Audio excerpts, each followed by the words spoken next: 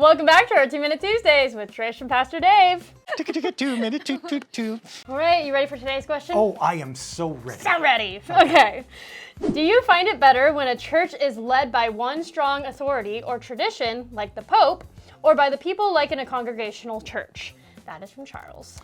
So, like, let me make sure I understand it. Like one central authority figure versus everybody? Yes. People Okay. like in, yeah, some. Yep. That's actually kind of hard because there's advantages to both, but I think actually I'm going to say neither. Okay. I mean, a church, both have its flaws, their flaws, right? A single strong authority figure will inevitably get set in their ways and be self-interested.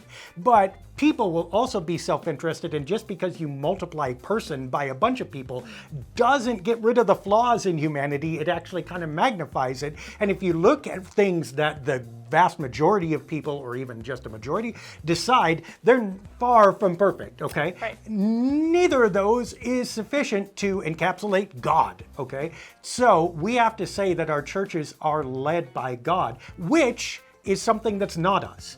The ideal church, how it happens is there's a God in the center, right?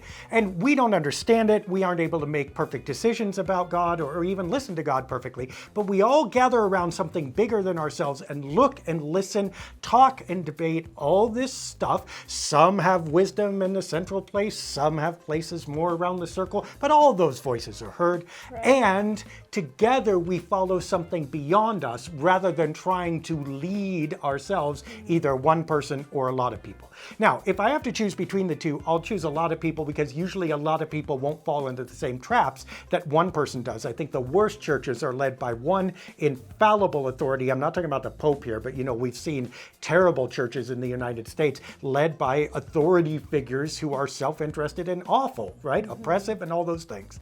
That's the worst thing. A church of everybody is slightly better than that, but the church that is led by something beyond us is the best of all.